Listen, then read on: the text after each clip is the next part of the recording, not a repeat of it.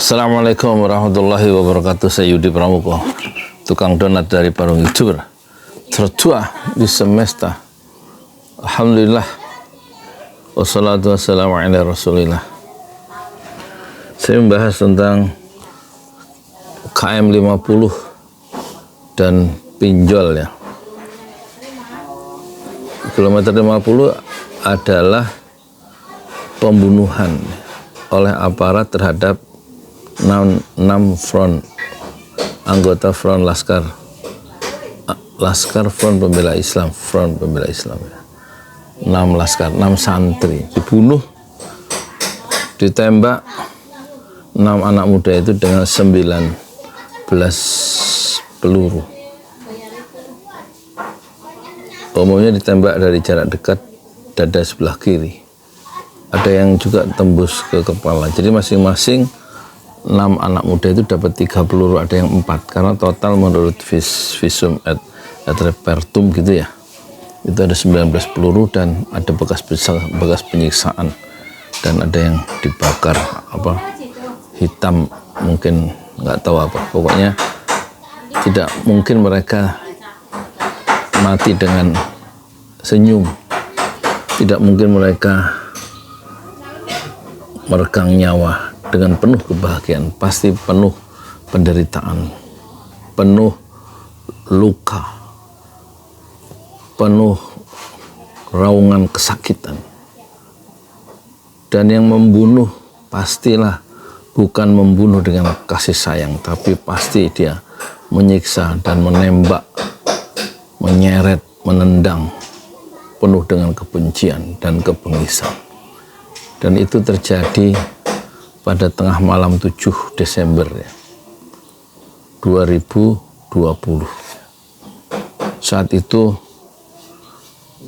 Saat kejadian itu presidennya adalah Joko Widodo, Panglima Kodam Metro Jaya itu adalah Fadil Imron, dan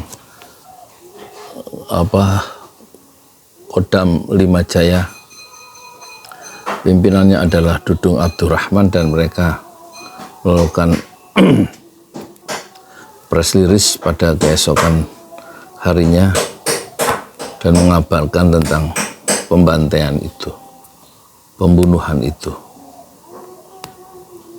Dan mereka ke-6 anak laskar santri itu dianggap membawa senjata tajam dan dibantah oleh Munarman bahwa itu fitnah besar, karena standarnya laskar pengawal Habib Rizik Syihab itu tidak diperkenankan membawa senjata tajam.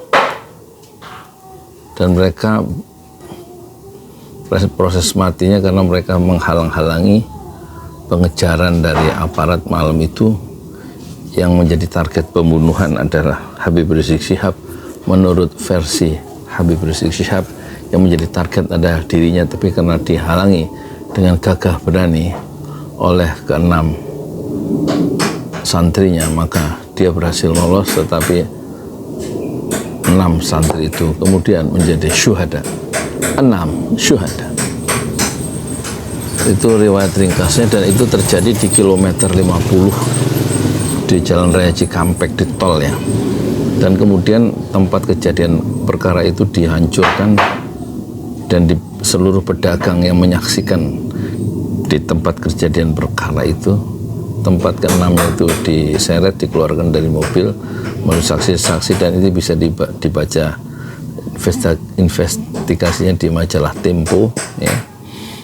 Dan mereka tempat kejadian perkara itu dipindahkan, dibongkar, yang seharusnya katanya menurut ahli hukum itu tidak boleh kejadian perkara itu dihilangkan oleh aparat dan dipindahkan ke kilometer 58. Jadi kalau sampai sekarang ingin mengetahui tempat pulang kejadian perkara di kilometer 50 itu sudah tidak ada di rest area itu. Tapi kejahatan selalu tidak sempurna ya. Dan ini masih menyisakan ketidakadilan di relung jiwa umat Islam Indonesia. siapakah yang bertanggung jawab? Menurut Anda siapa yang bertanggung jawab? Kita sekarang imajinasikan, bayangkan kalau keenam anak muda itu salah satunya atau dua di antara anak muda yang dibunuh itu dengan keji itu, ini kita imajinasikan ya, salah satunya adalah Kaisang dan yang kedua adalah Gibran. Kaisang dan Gibran adalah bagian dari santri Front Pembela Islam yang menjadi syuhada. Bagaimana kalau yang terbunuh itu putra Anda? Yang terbunuh di antara 6 orang itu adalah keponakan Anda. Yang dibunuh di kilometer 50 itu adalah adik Anda. Yang dibunuh di kilometer 50 itu adalah kakak Anda. Yang dibunuh di kilometer 50 itu adalah salah satunya adalah cucu Anda. Bagaimana? Apakah Anda merelakan begitu saja pembunuhan yang brutal itu? Dan masuk pengadilan yang diadili 2 polisi, jadi betul-betul polisi yang membunuh dari Polda Metro Jaya. Yang satu mati sebelum diadili, dan yang menarik adalah hakim memutuskan 2 pembunuh itu divonis lepas. Dia terbukti melakukan kejahatan tetapi tidak bisa dipenjara dan harus dilepaskan karena kedua polisi itu membela diri dari serangan ke-6 santri Front Pembela Islam. Menurut Anda bagaimana? Itu pertama, masalah yang tersisa di ujung kekuasaan Jokowi. Masalah yang kemudian merebak sekarang adalah pinjol yang begitu mencekik ya, rakyat. Korbannya berjatuhan di sini. Dan saya tahu berinteraksi mereka. Pinjam sana, pinjam sini, aplikasi itu untuk menutupi pinjaman di aplikasi yang lain. Dan dia datang ke sini minta bantuan. Dan ada lagi yang satu keluarga udah 2 tahun lari dari kampung ini beserta keluarganya. Tersisa suaminya yang sebatang kara karena pinjol, karena bank keliling ya. Pinjol itu bank keliling melalui aplikasi, berkeliling dari kota ke kota di seluruh Indonesia. Dan itu harusnya bisa dihentikan oleh kekuasaan, bukan malah dilindungi oleh otoritas jasa keuangan. Jadi pembunuhan begitu mudah ya. Riba, riba dibiarkan menjalar di seluruh pembuluh anak negeri. Perbuatan haram dua-duanya, baik membunuh maupun makan uang riba. Apakah kira-kira Allah ridho terhadap penduduk suatu negeri yang melakukan pembunuhan dan membiarkan rakyatnya bergelimang dalam lautan riba dan menghisap, mencucup dan menyelami lautan riba yang haram itu? Bagaimana menurut Anda? Assalamualaikum warahmatullahi wabarakatuh. Di jalan Allah. Ini Masjid 6 Syuhada lagi dikunjungi sama Ketua Hilmi. Modal awalnya berapa Pak Yudi Pramuko? 750.000. 750.000 rupiah aja. Jadi ini 500 jutaan nih barang. Sekarang udah habis 310. Masya Allah, tuh udah pakai keramik, plafonnya tinggal. Granit tuh kayak marmer. Tuh, Masya Allah nih, sampai juga kita ke sini. Masjid Enam Syuhada, ngapa namanya Masjid Enam Syuhada, Ya, Pak Yudi? kita mau mendokumentasikan perjuangan dakwah anak-anak muda pengawal Habib Rizik Syihab itu Masya Allah. yang dibunuh sama orang jahat di kilometer 50. Kilometer 50 ya. Itu kan simbol memperjuangkan dakwah itu kita harus memberikan segalanya untuk Islam kan ya. Untuk Masya dakwah Islam. Allah. Dan nama anak muda itulah yang sudah memberikan segalanya untuk Islam. Masya Allah. Apa nanti nama pemuda itu ada juga di sini mungkin diterahkan? Mungkin namanya 6 syuhada. 6 syuhada itu, Ya. 6 syuhada dipasang di sini, 6 syuhada. Bip Ali, apa yang dikomentarin dari ini semua, Bip Ali? Masya Allah, luar biasa. Dari uang 700.000, kalau pengen ternyata bisa. Bisa. Allah kirim. Tuh, bisa. Ya, dengan masuk satu gang kecil, tapi Bapak ini luar biasa. Kecil tuh.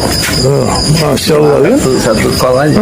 Masya Allah, perjuangan Pak Yudi Pramuko, YouTuber sejagat paling tua. Tertua di semesta. Tertua di semesta. Masya Allah. Tukang donat. Tukang donat. Tukang donat dari Paru. Ini saya laporkan dari lapangan ini, langsung dari Masjid Anam Syuhada. Masya Allah. Dan ini dia. Dalam lihat dah. Tuh, lihat tuh masjidnya. Tuh imamnya situ tuh. Malam-malam lagi kita. Masya Allah. Masih kurang nih. Atapnya katanya transfer aja. Masjid Enam Syuhada sebentar lagi selesai.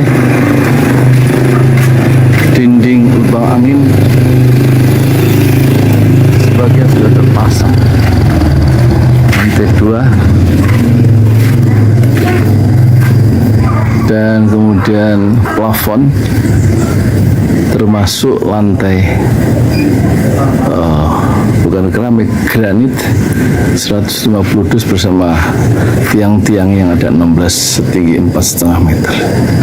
Kemudian finishing terakhir adalah tangga menjebol atap ya, lantai pertama untuk masuk ke lantai 2. Inilah Masjid Enam Syuhada. 2,5 tahun lalu dimulai pada 2 Agustus hari Senin 2021. Tinggal sedikit lagi insya Allah, dan lantainya dari keramik, bukan keramik, granit sudah diresmikan lantai pertama. Nanti lantai kedua lewat sini tangganya jebol untuk masuk ke lantai 2. Inilah Masjid Enam Syuhada yang sangat megah karena dari bahan-bahan pilihan kualitas nomor 1.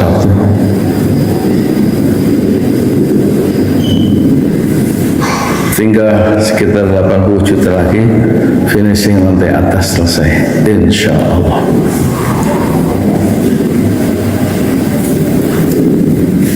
Ya, inilah Masjid Enam Syuhada